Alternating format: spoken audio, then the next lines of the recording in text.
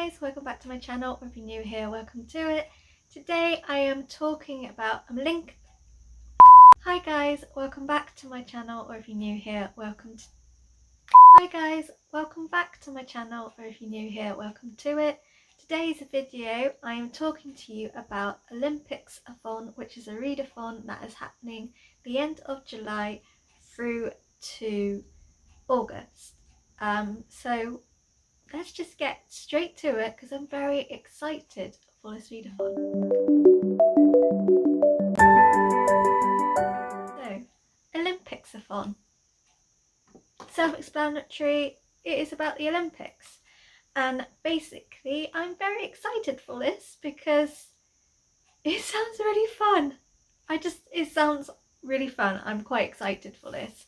So this is all run by Charlotka. I think I've said that right. I will tag her channel down before, but you know, I think we all know who she is. I'm a subscriber of hers. I watch a lot of her booktubes. But yeah, so she's hosting this, and this is a 2 and a bit week sort of readathon. So it starts on the 21st of July and it finishes on the 8th of August. So it's more the end of July through to the beginning of August. So I'm kind of not sure when I'm going to be reading because I want to do like a week-long vlog of this readathon, and I actually have my daughter's off at her dad's at the beginning of August for a week, so I might actually use that beginning week of August to do this readathon. It all depends on like my reads in August. Whether I have quite a lot to read, then it might not happen. I want to do a week-long vlog of this, so it'll either happen on the first week or it'll happen on the last week in which will be like August time, but we'll see. But yeah, so basically OlympicsAthon, it's really hard to say, is basically to do with the Olympics. There are 5 prompts, but then there are extra like bonus challenges that sort of give you scores. So you've got the 5 prompts that give, if you complete all those prompts, you get like a certain amount of points, and if you do the bonus ones, you get extra points of that. So it's a bit it's points based compared to my other readathon that I'm participating in, which is Path of Perfian, which is the Myth Take readathon. So it is points based, but it's not as competitive as whatever-athon was in June. But yeah, so that's that nitty gritty. And basically like the 5 prompts are sort of interlinked with OlympicsAthon in some ways. So you've got about sport, you've got about where the Olympics would have been held, which in Greece. So all these little bits. But with further ado, let's just get into the TBR because I'm so excited.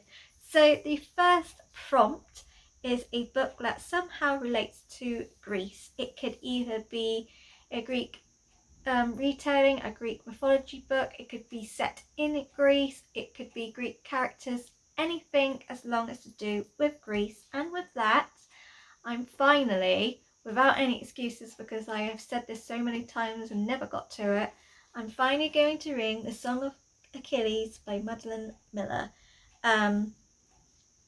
Everyone loves this book, and I don't know why I keep like saying I'm going to read it and then I don't.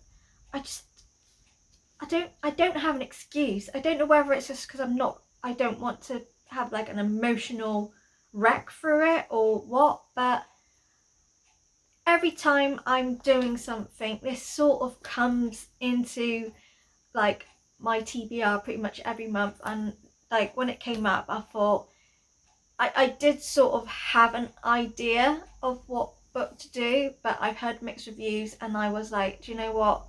I don't want to buy any more books because I have bought quite a few books to go along for this readathon. So I thought, no, I've had this on my shelf and I finally got a kick up the bum to actually read it.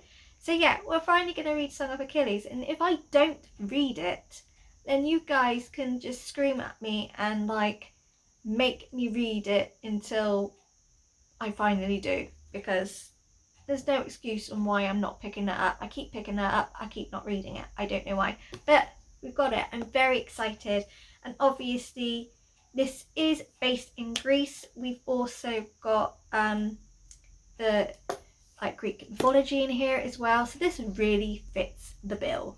So yeah, that's that one for the first prompt. And then the second prompt is a book featuring sport, because obviously the Olympics is all to do with sports. And with that, I've gone with Running with Lions by Julian Winters. This is about football. Is it football or is it soccer?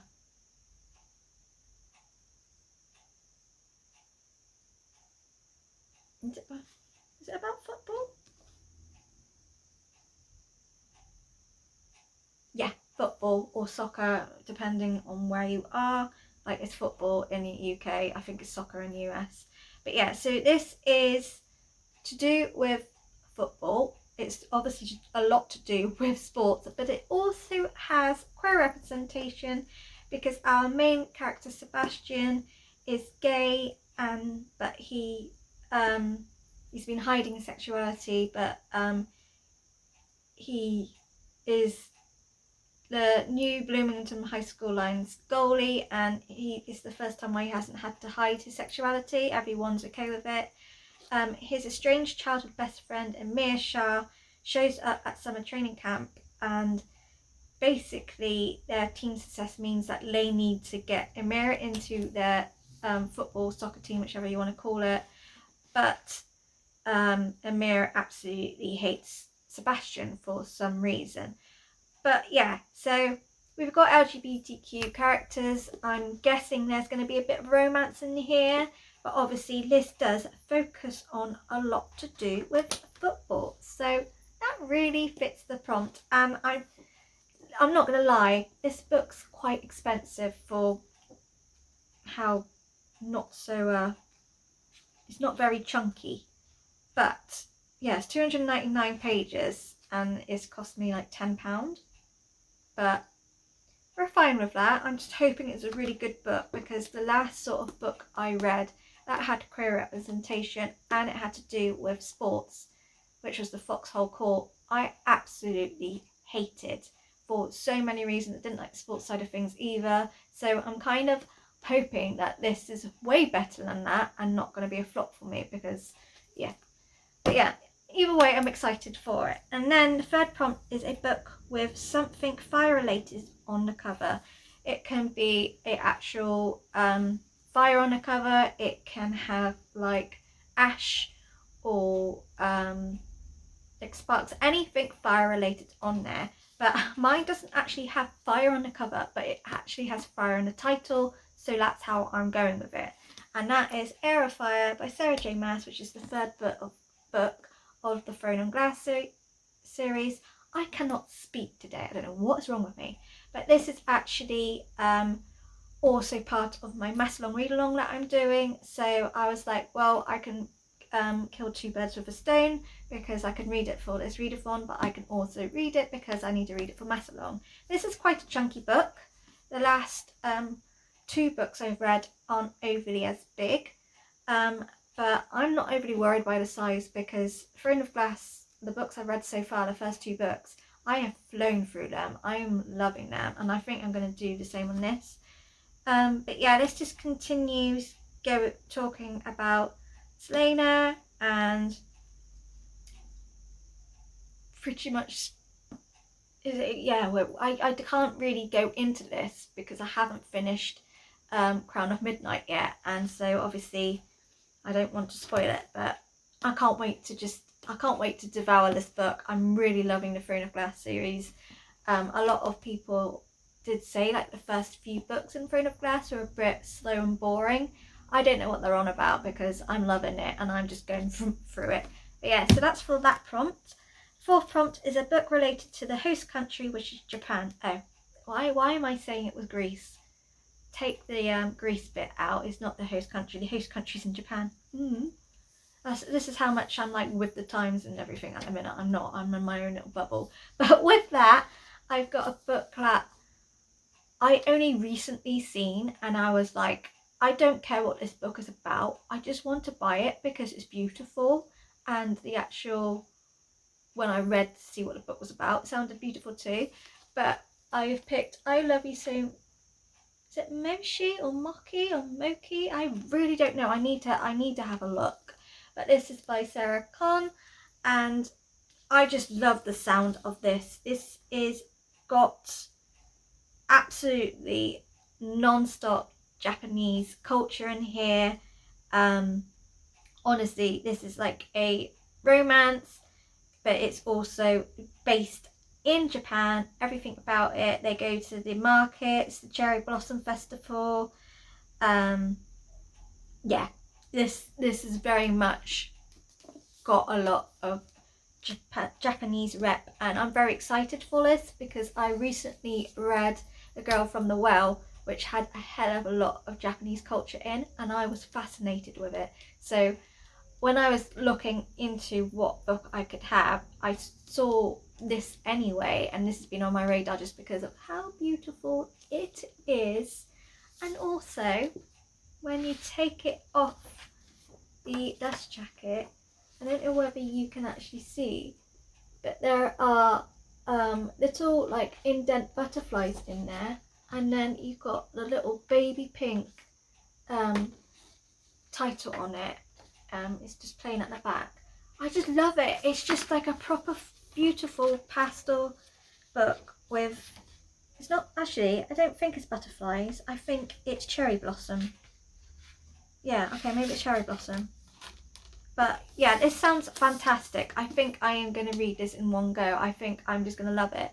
But yeah, like The Girl from the Well had a lot of Japanese culture, and I was engrossed. I really loved it. And this goes into a different sort of part of Japanese culture, like Cherry Blossom Festival, the food and things like that. And I'm just really thinking this is going to be another fantastic read and something I can learn from as well. So that's that for that prompt. And the last prompt is a book with disability representation. Now, I literally came like to a moment in my brain and could not think of anything. Like, a lot of people were doing the Get a Life Chloe Brown, because obviously you have rep in that, and I was like, well, I've already read it and I don't want to reread it because I literally read it at the beginning of this year. So I was just like, oh, actually no, it was last year, but still. But I was like, oh my god. And then I don't know why I completely forgot about this book, since it's my book club pick, and I put it there because it had disability rep, and it won because everyone was up for this disability rep, and I was like, why did I not think of it? But it's Sick Kids in Love by Hannah Moskowitz, and I love the fact that it says on here they don't die in this one, because obviously you've got 5 Feet Apart, which is about oh my god, cystic fibrosis. Am I right in that? I have no idea now. I haven't read a book, but I've watched the movie. Oh my god. You can tell this is late in the afternoon. Either way, obviously one of the characters dies. But this is, I love the fact I said no one dies in this one. But basically, we follow 2 main characters. So Isabel, who has rheumatoid arthritis, and while she's in the hospital, she meets another sick kid who's got a chronic illness that Isabel's never heard of. It doesn't actually say his name on here, I don't think. No, but she basically has this one rule of no dating. It's easier, it's safer, it's better for the other person. But obviously she meets this other sick kid. He completely understands about being sick and all this, and they sort of, he's very much into her and that, but she's like sort of doesn't want to because of certain reasons. But it's clearly going to be a romance book. But yes, it's got rheumatoid arthritis, and I have a feeling, if I remember rightly reading, I think the boy main character, I think he has ME. But either way, this has got disability. It's definitely got rheumatoid arthritis disability. We've got another chronic illness on top of that. And I have a chronic illness. I'm got really bad asthma, although it's quite controlled when it wants to be. And I also have Crohn's disease. And I know for well I'm never going to have my disease rep, because it's obviously a bowel disease and it involves toilet habits, so you're not really going to get that in books. But this has got rep. I've been not diagnosed, I got tested for rheumatoid arthritis. I haven't got it, but I have got the beginnings of osteoporosis on my right side, and there is a high chance I'm going to get arthritis in my hands anyway, because both my mum's slowly getting it and my nan certainly got it. So I understand this. I think I am going to love this book. It is for my book club pick, but it's also going to work really well for the disability representation, and it gives me a kick up my bum to read it as well, because I am so behind in June's book club pick, like, guys.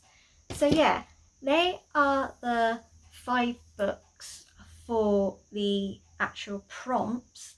However, there are like these bonus books. So there's 5 different continents, so you have to read 5 books from different continents. You can have UK, Spain, all different things.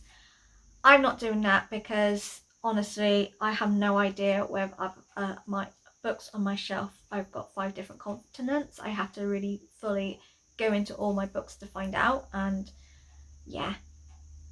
It says 5 translated books, however, and that I am going to try and do. So I have 1, 2, 3, 4, and my 5th one is here.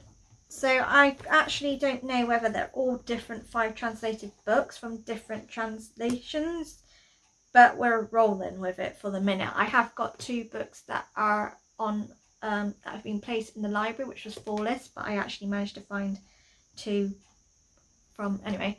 So I've got 5 here, but I have 2 that I've placed in the library that I'm waiting for, which I do think fit all the 5 different translated books. But I'm going to show you these 5. 3 of them are definite. The other 2 might not be. It might be swapped to the ones that are in the library, but they haven't come yet. But first up, we've got The Vegetarian by Han Kang. Don't know much about this. I have seen it around, but like the little blurb that's here, it says a darkly beautiful modern classic about rebellion, eroticism, and the female body. One of the most extraordinary books you will ever read. And there's bits here saying both terrifying and terrific. It's mind-blowing. The Vegetarian left me reeling. Exquisite. The best book I've ever read. It says here, a novel of sexuality and madness that deserves its great success. It sounds really good, and like it's a really little short book, and I think this is translated. It's translated by Deborah Smith. I think it's translated from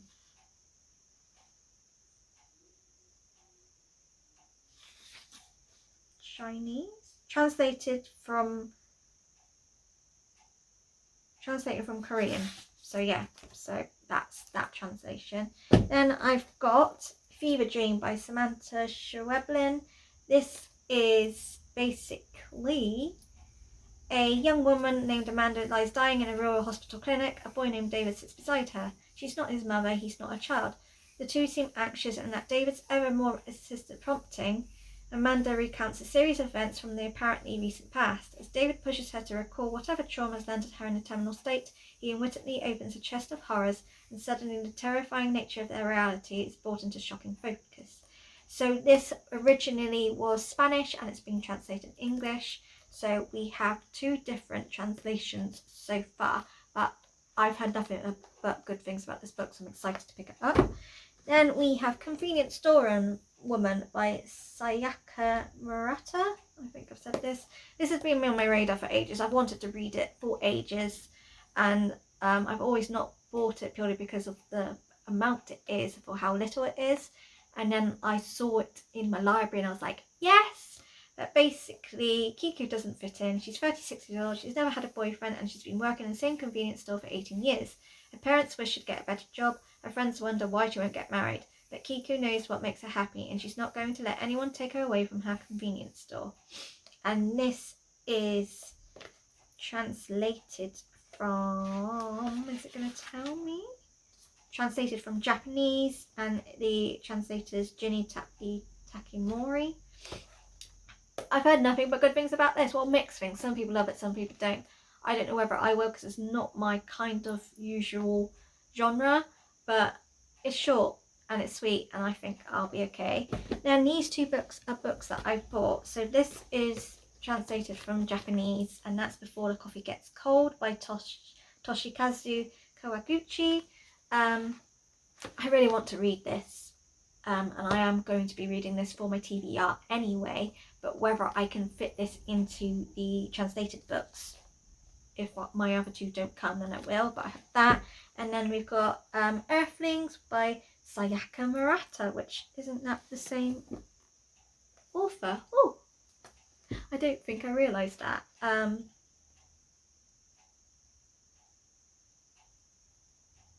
This is again Japanese and it was Nazuki believed she was an alien, a different species to her Earthling family and classmates. She hoped a spaceship would come down and take her home. Now she lives quietly in an asexual marriage, pretending to be normal. Oh, it's got asexual rep. Yes! But the buried horrors of Natsuki's past are pursuing her. As she flees the suburbs from Nagano Mountains and the reunion with her beloved cousin Yu, she wonders what will take to escape the Earthlings. So this is translated from Japanese. So whether I can do 5 translated books, but it doesn't have to be different translations, like from different places. I had to double check that, but there are those options. And then it's 5 colours on the cover. So they want the 5 colours from the Olympics logo on the cover. And I have 2 options. I currently have Rainbow Grey, that's I need to pick up from the library, but I haven't had a chance to do that yet, which has all of the colours. But I also do have this graphic novel called Ghost World, which again does have all the covers because there's that, and then I've got different colours at the back too. So they do, that fits for it too. So I do want to read Rainbow Grey, but depends on how much time I have. So I might do this for the cover because it is literally 80 odd pages.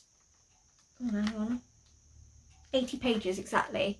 So this probably the better option because I can just swim through this. But yeah, it's either going to be Lap or Rainbow Grey, or it could be both. We'll see, depends on how I get on with my reads. But that's that. I'm not going to do 5 different continents. I can't, because literally I have 5 books for the prompts, another 5 books for the translated books, which are short, but that still makes 10 books, plus the colours on the cover makes 11 books altogether. And I do have another readathon, and I also have my set TBR and my Go Fish TBR game as well. So yeah, but I'm really excited for this. I think it's a cool idea. I don't know, I think this has been done before, but I've never heard of it, and I'm like, why hasn't it? Because it's really cool. But yeah, I'm so excited to read the books that are on my TBR for this, because they're not my usual go-to. Apart from Air of Fire, the rest aren't my usual go-to genre, and I think I'm going to have a blast with them. But yeah, let me know if you're participating in Olympicathons, and put a what emoji can I put in? Put your flag in the emoji and say that you're in Olympics-a-thon. But yeah, with further ado, I'm going to get off, and thank you for watching, and I'll take care. You take care, and I'll see you again soon. Wow, we're going to stop while we're ahead because this is getting bad. Take care. Bye.